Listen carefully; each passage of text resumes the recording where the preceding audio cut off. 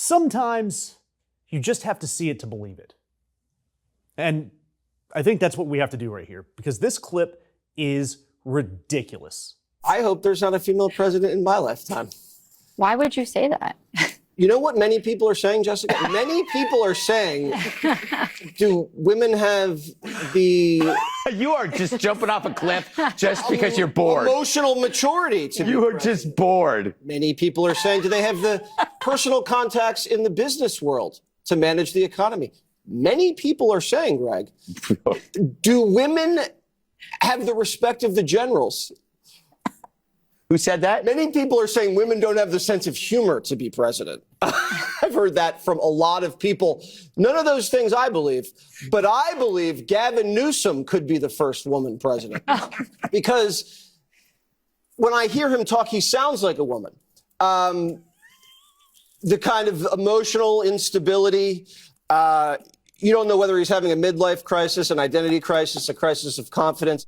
And whether he was kidding or not, or he was trolling or not, it is a disgusting, disgusting discussion.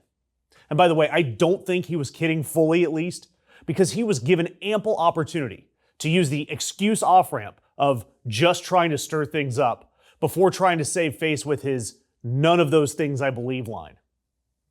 None of those things he believes. He listed 4 things he doesn't believe for about 45 seconds in detail, with escalating confidence, argued as if someone has spent a lot of time with those non-beliefs. He's reporting on beliefs that he doesn't hold.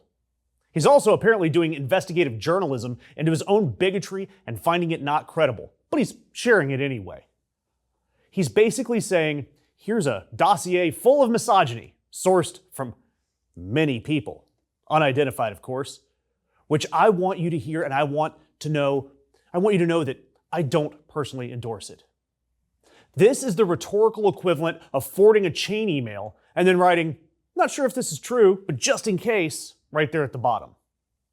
And I want to say this, the chief complaint from this talking head is that the emotional maturity of women is not suitable to become president of the United States.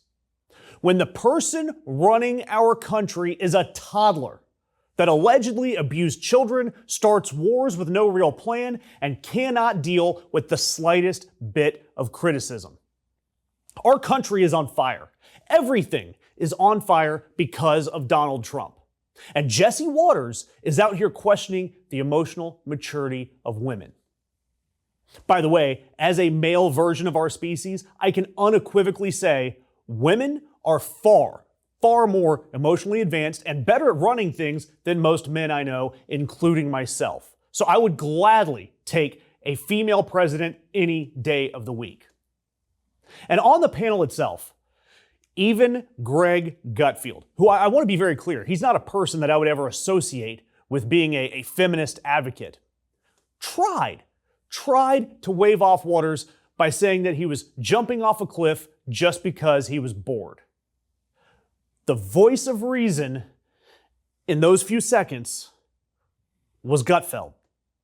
And it pains me to say this, Gutfeld, he was probably right. It was probably performative. It was performative chaos from a man who got bored on a Tuesday and decided to nuke the gender gap for ratings. Jesse Waters is smart. He knows that outrage sells.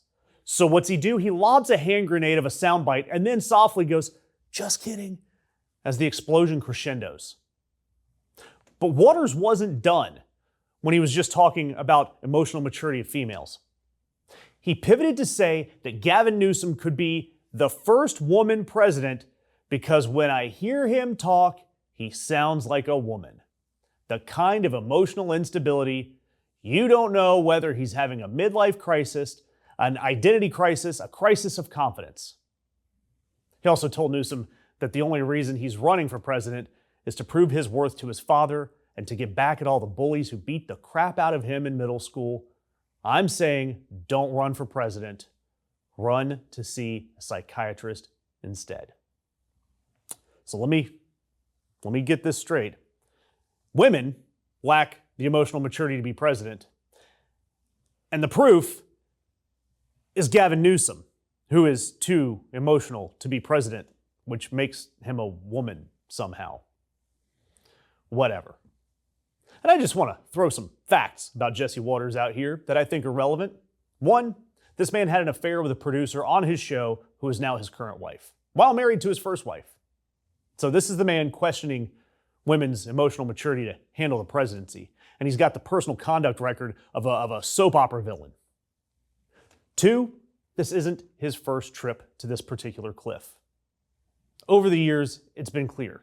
And we've seen it like in 2024, he said Kamala Harris would be paralyzed in the Situation Room while military generals have their way with her.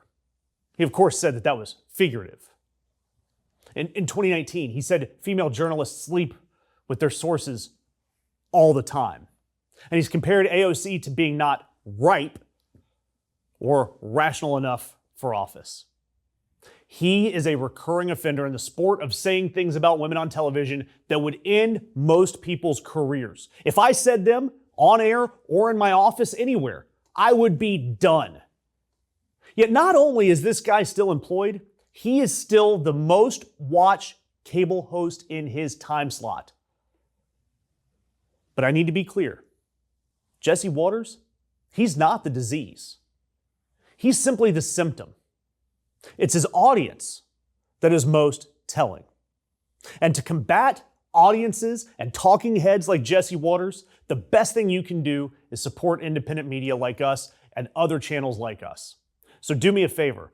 Any interaction, it matters. Comment, share, subscribe. All of it helps us keep telling the truth.